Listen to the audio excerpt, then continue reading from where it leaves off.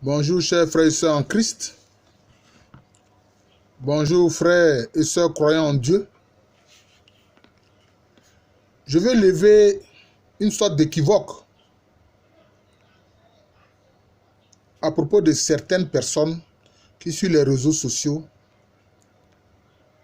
disent aux Noirs africains ou aux Africains noirs: oui, le christianisme n'est pas une religion africaine. Le christianisme, c'est pour les Blancs. L'islam, c'est pour les Arabes. Ce n'est pas une religion africaine. Et qu'on ne peut pas se développer en pratiquant la religion des autres. Mais je leur dis qu'ils font fausse route. Pourquoi je dis cela? Mais il y a des ouvrages qui montrent le lien entre le christianisme, l'islam et les anciennes croyances des anciens Égyptiens. Dans la religion égyptienne de l'Égypte antique, pharaonique, ils croyaient à la résurrection. Ils croyaient en l'identification, c'est-à-dire on s'identifie à l'esprit ou au Dieu si vous voulez. Quand on dit par exemple En-Amon, le défunt qui dit je suis En-Amon, il s'identifie au Dieu Amon. Quand il dit je suis En-Atum, il s'identifie au Dieu Atum. Dans le christianisme, on s'identifie au Christ. Voilà, nous sommes des petits Christ quand on est chrétien. C'est pour ça que Paul a pu dire ce n'est plus moi qui vis, c'est Christ qui vit en moi. Il s'identifie au Christ. D'ailleurs, au passage, je dirais que le christianisme, là, ce n'est pas une religion. C'est une relation avec Dieu à travers la personne de Christ, qui est la parole incarnée de Dieu. Vous comprenez? Les Égyptiens ont parlé de résurrection. Et puis, ne vous trompez pas, les anciens Égyptiens n'étaient pas polythéistes. Non. Ils étaient monothéistes. Ils croyaient en un seul créateur qu'on appelle Néter. Mais ce sont ces attributs, ces manifestations appelées Néterou qui prennent différents noms et qui sont présentés au peuple comme des dieux. Hein? C'est le même Néter là, quand il se manifeste sous forme de lumière, on l'appelle Ra. Le même Néter, quand il exprime sa puissance, on l'appelle Atum. Le même Néter là, quand il est un homme divinisé, on l'appelle Ouzi ou Osiris si vous voulez. C'est comme ça. Vous comprenez? Il faut connaître les choses. Il ne faut pas par ignorance avancer de fausses idées. Non. Et puis le christianisme ce n'était pas la religion des Européens. Les Européens, ils avaient leur religion. Les anciens Grecs là, ils ne croyaient pas en Déméter, en Zeus, en Athéna. C'est du christianisme ça. Les peuples celtes là, les druides là, ils ne faisaient pas des sacrifices humains. Ils ne croyaient pas en la puissance de l'arbre qu'on appelle le chêne. C'est du christianisme ça. Est-ce que les Romains, ils n'avaient pas leur dieu? Hein? Jupiter, Mars, etc. Les Vestales là, qui étaient les vierges des temples, comment on appelle ça, des Romains. C'était Jésus-Christ qu'ils adoraient? Non. Les peuples européens aussi ont reçu l'évangile. Paul a prêché à Rome. Pierre a prêché à Rome. Hein? Les frères Cyril et Méthode, c'est eux qui ont évangélisé les peuples celtes. C'est-à-dire les Serbes, les Russes, etc. Mais d'où vient-il que vous vous permettez de dire non, c'est la religion des Blancs? Parce que quand ils sont venus coloniser l'Afrique, ben, ils ont été suivis par des missionnaires qui sont venus parler de Christ. Mais est-ce que les Africains les écoutaient? Mais parce que les Africains disaient, mais vous êtes des hypocrites. Vous parlez de l'amour de Dieu en Jésus-Christ, et puis vous nous maltraitez, vous nous tuez,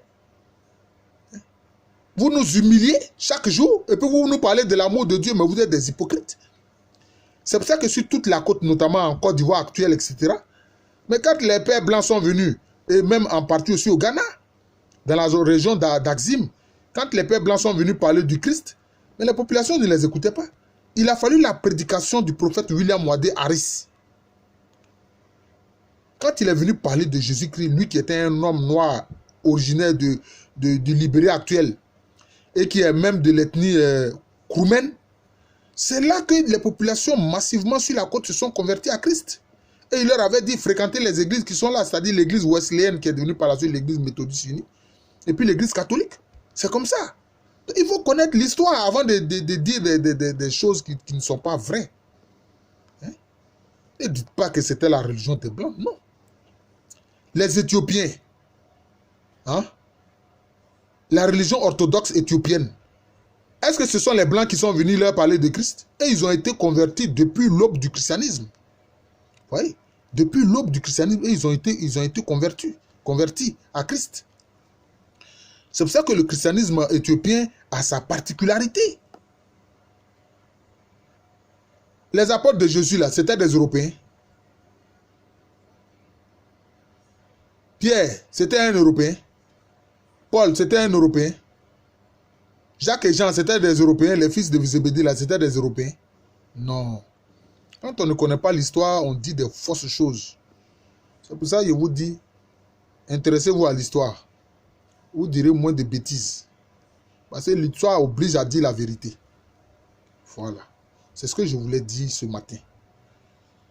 Donc, si on est africain, on n'a pas à avoir honte de recevoir le Christ. Il est l'amour manifesté de Dieu. Mais comment vous pouvez rejeter l'amour? L'amour divin, je ne parle pas de l'amour humain avec ses turpitudes et ses meurtres parfois. Comment tu dis tu aimes quelqu'un et puis par jalousie tu tues la personne. Ça c'est quel amour ça? Il ne faut pas confondre l'amour divin et puis les autres types d'amour. Ça, l'amour divin, c'est ce qu'en grec on appelle l'agapé, agapao. Voilà. Qui est différent de l'amour entre couple éros et puis de l'amour parental qu'on appelle philae. Vous voyez? Donc c'est ça. Tu es africain, tu crois en Christ, c'est normal. Ça n'a rien à voir avec les blancs. Ça, il faut savoir ça. D'ailleurs, Jésus n'était pas blanc. Hein. Il n'était pas comme un Indo-Européen. C'est eux qui ont représenté Jésus par des icônes de cette façon-là. Il ne faut pas oublier que Jésus, c'était un Hébreu. Les Hébreux, c'était un peuple sémite. Ils étaient mêlés de Noirs. La région de Canaan, il y avait des Noirs là-bas. Les Cananéens, c'était des Noirs. Hein? Quand Moïse est arrivé, Moïse, sa femme, la Séphora, ce n'était pas une femme noire? La fille du prêtre Jéthro, le Madianite, ce n'était pas des Noirs, c'était des Noirs. Lisez bien la Bible. C'est pour ça que la sœur de Moïse, qu'on appelle aussi Myriam, à ne pas confondre avec la Vierge Marie,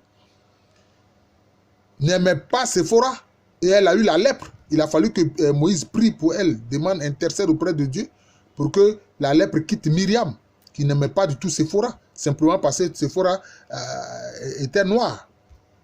Ouais, donc il faut connaître la Bible et il faut connaître l'histoire pour ne pas dire des choses qui ne sont pas exactes. Voilà. Donc, ce n'est qu'un juste retour.